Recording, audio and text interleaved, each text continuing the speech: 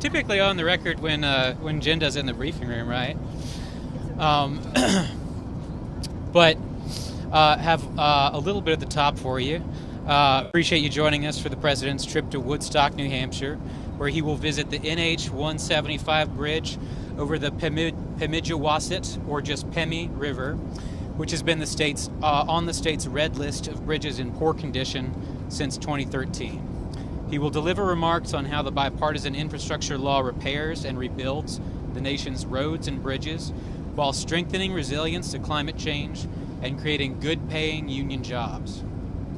The bridge has been structurally deficient for years and forced the state to spend money on Band-Aid repairs.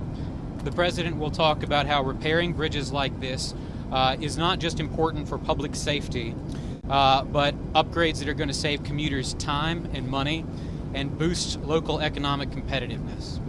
The president will underscore how the infrastructure law is a game changer for communities desperately in need, offering a blue-collar blueprint to rebuild and repair our country while making American competitiveness against China and the rest of the world an even bigger priority for decades to come. And the president will also highlight how he is following through on his campaign promises to forge bipartisan consensus and demonstrate how democracies can work and deliver for our people. He'll also stress that when we invest in ourselves, both in our physical infrastructure and human infrastructure, as we will in the Build Back Better Act, that there is nothing that can stop the American middle class. As you all know, this is a continuation of the administration-wide effort, including the president, vice president, the cabinet, senior staff, to go to red states, blue states, big cities, small towns, rural areas, tribal communities, and more to translate what this law means for people across the country. And I also want to congratulate the North Carolina State men's basketball team on their win against Colgate Saturday, and our football team for putting up a hell of a fight against Wake Forest. Go Wolfpack. You want to start us off, Colleen? Sure, thanks. I wondered if you had any more information on the meeting with Xi. What's next for the relationship between China and the president? So I don't have a great deal to add on top of Jake's outline that he gave at Brookings today. But you heard him earlier emphasize the upsides of a virtual but face-to-face meeting that allows for a more personal kind of engagement between the leaders, and how we spent 10 months shaping the environment in a way that advantages American interests and values ahead of this discussion. The bottom line for us is that intense competition requires intense diplomacy. That's why President Biden initiated this meeting. It was part of our ongoing efforts to responsibly manage that competition. The recurring theme throughout the discussion was on the long-term work needed to manage this competition and establish guardrails on the relationship. And as you heard the president say himself, it is their responsibility as leaders to ensure that competition between the two countries does not veer into conflict. Shouldn't there be a boycott of the Winter Olympics? I don't have anything to add on that subject, but I can tell you that that was not part of their conversation. And would the president like to send you American athletes to Beijing for the Winter Olympics? I just don't have anything to add on that subject right now, but again, it was not a part of their discussion. President Biden said over the summer that he doesn't think of President Xi as, quote, old friend or good friend. And Jen said the same at the presser yesterday, that President Biden did not consider Xi to be his old friend. But then we heard President Xi use exactly that phrase during the brief time that the press was in the room. Do you think that President Xi was trying to in some way undermine the U.S. with what he was saying there? Do you think how do you interpret what happened in that moment? I'm not going to speak for President Xi, but like you just mentioned, you've heard explicitly from the president himself that he has a long-standing relationship with President Xi. They've spent a great deal of time together. They are able to have candid discussions, be direct with each other, which helps them be productive. But he does not consider President Xi an old friend. And Sullivan said today at Brookings Institute that the American and Chinese officials will intensify their engagement on Taiwan after President Biden's summit last night. What deliverables do U.S. officials want to achieve, or hoping to achieve, out of that intensified engagement? I can tell you that there was an extended discussion on Taiwan, and the president underscored the United States remains committed to the One China policy, guided by the Taiwan Relations Act, the 3 joint communiques, and the 6 assurances.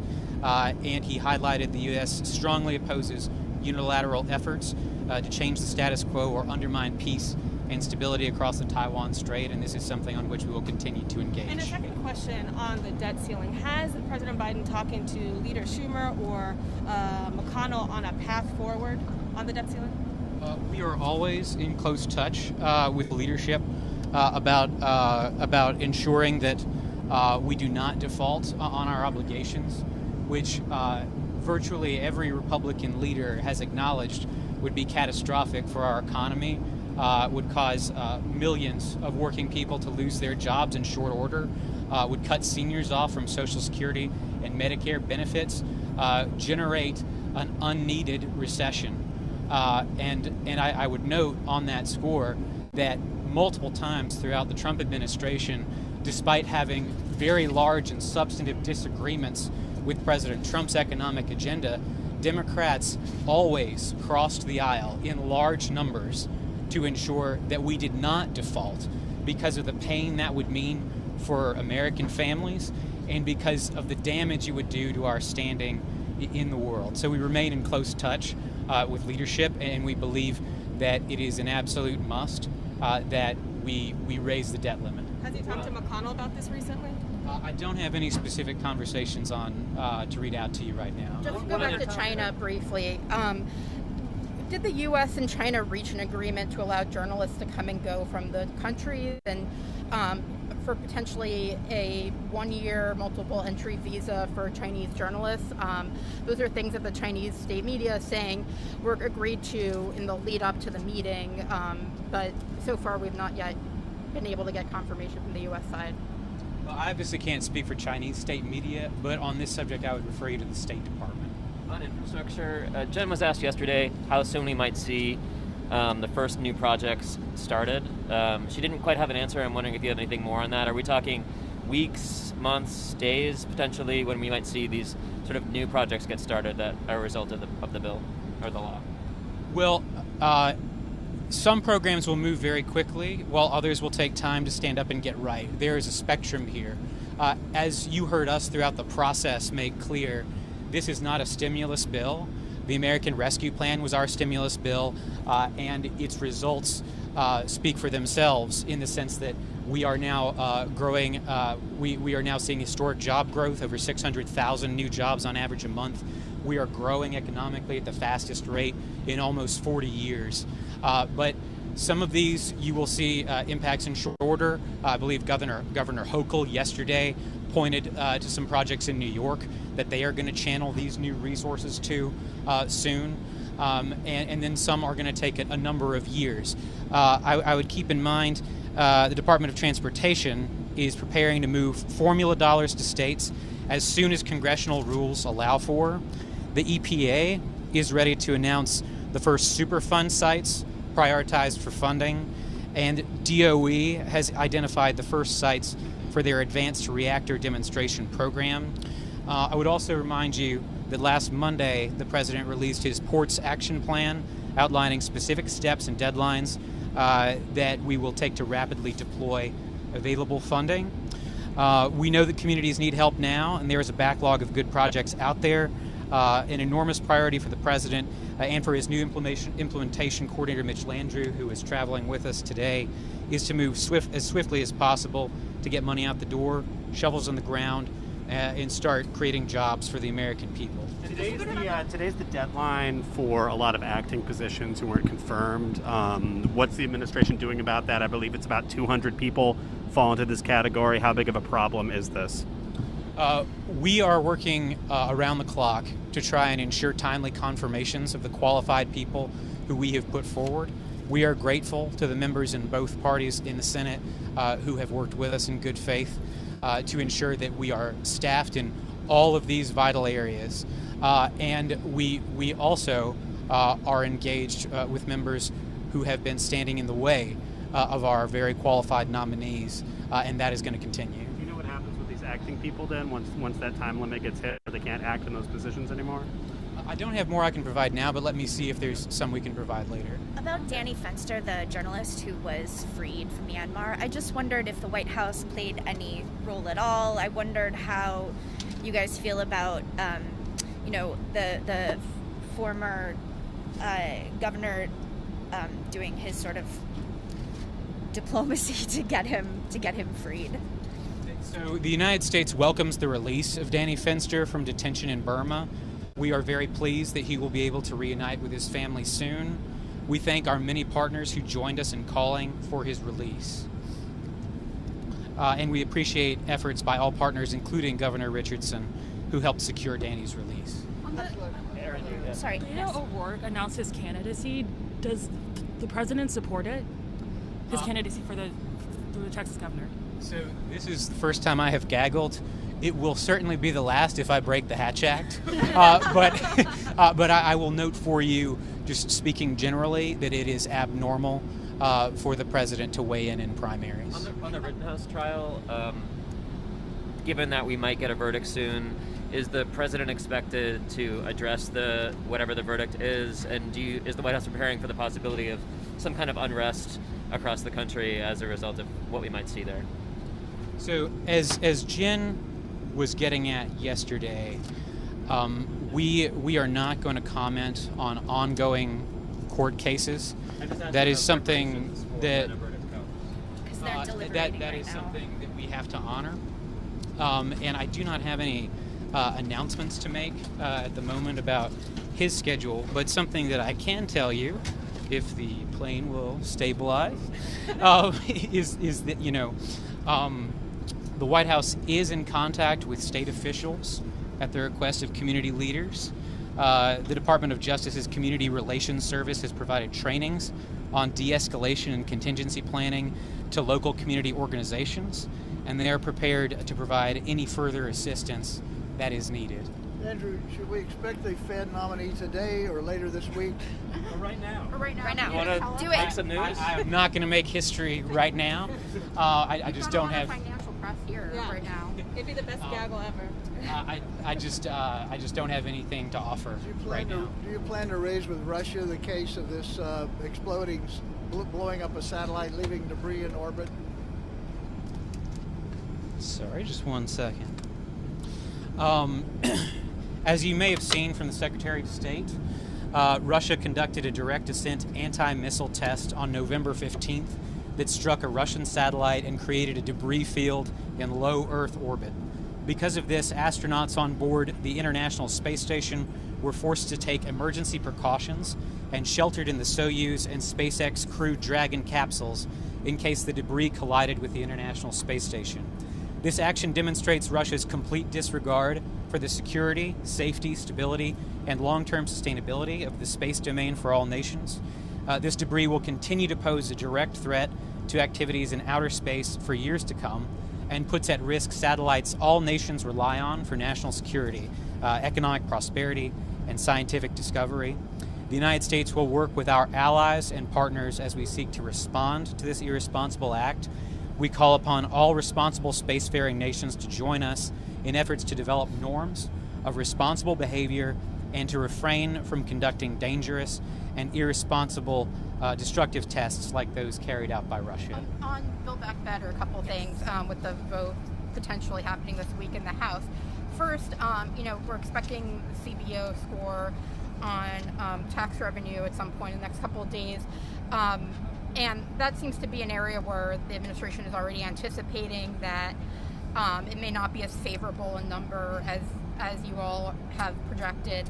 How are you planning to deal with some of the moderate Democrats who are waiting for the CBO score? Do you think that they will be persuaded that they should ignore what the CBO is saying when that was the holdup for them to even vote to begin with a couple of weeks back? And then secondarily, are you confident that you actually have 50 senators on board for this, or will have them, that you really will have Manchin and Sinema, and that nobody else has any concerns?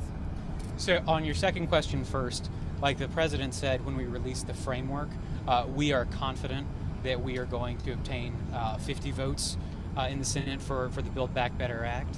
But I'm not going to speak to any specific kinds of interactions we've had with members on that. And then on your first one, I appreciate you raising that because there was a flawed report about this yesterday.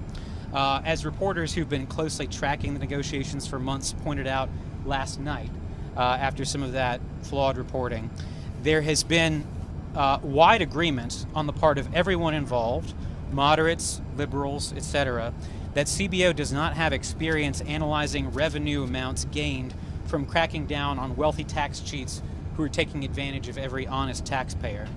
Last night, reporters directly asked key Democratic House members whose views run the gamut, including moderates, liberals, folks in between. They universally said this was not an issue at all. What's more, there's a huge body of work from economic experts, including Republican former Treasury secretaries, IRS commissioners who have served under presidents of both parties, as well as Larry Summers, with whom we have sometimes had important differences, affirming that if anything, our estimates lowball how much revenue can be brought in by cracking down on rich tax cheats. Also, CBO's fiscal data so far lines up with our estimates that we released to all of you for costs, or they even come in below our estimates. What's more, Moody's has verified this is going to be paid for, and this will reduce the deficit, is the bottom line for us, but there is no issue of that sort. This is something that has been known for months, and everybody is on the same page. Can I just do one more real quick? Germany suspended certification of Nord Stream 2. It looks like it could be temporary, but there are concerns that there could be low fuel in Europe this winter. Does the White House have any response to that? Not immediately, but I will see if there's something we would add. Thanks. Sure. Go ahead. Does the president have any specific thoughts on returning to New Hampshire, given the way things went last time he was here and everything that's happened since then? Well, he's very glad to be visiting today, along with members of the congressional delegation, especially because the bipartisan win from yesterday, is such a validation of what he ran on, that Democrats and Republicans can work together on enormous, long-deferred priorities for the American people. Like he has said many times, infrastructure investment is long overdue, and it became a punchline during the previous administration. And so he is glad that we are now going to be able to point to this action, which is going to strengthen supply chains, is going to be counterinflationary, like Rob Portman mentioned yesterday at the White House, and is going to create millions of good-paying jobs, some of which will be in New Hampshire, and we think it's a good day for everyone. The president spoke during his campaign about using the presidency's power to grant clemency to begin to tackle inequality in the criminal justice system. Now he's scheduled to pardon 2 turkeys on Friday, before he has granted a single pardon or commutation to a person, a human being. Does he have plans to do that soon? And are you at all concerned about the optics of doing it for these animals that are bred for food before you do it with human beings who are clearly an important part of your overall policy perspective? Well, I think the American people very clearly understand the distinction between what is a lighthearted tradition on the one hand and then an extremely serious and core priority for the president on the other. This is my first time landing standing up. Congratulations. But we have announced some steps we are taking in the way of initial reviews, exploring his use of clemency powers, which was a campaign promise, and we look forward to sharing more about that in the future. And with that, by the end of the year? I don't have more to add on that. You want to address this NRCC poll about Build Back Better? You know, I would like to speak to that, and I'm glad you raise it. Give me just 1 second, because The NRCC poll on Build Back Better? yeah. So the thing is about that, Steve. I don't know if maybe Fox Business has a poll on how they have better coverage than Reuters, or maybe Little Caesars has a poll on how they've got the best pizza in America.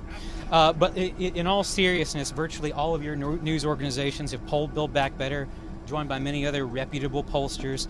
They all show the contents of Build Back Better resonate incredibly strongly with a big majority of Americans.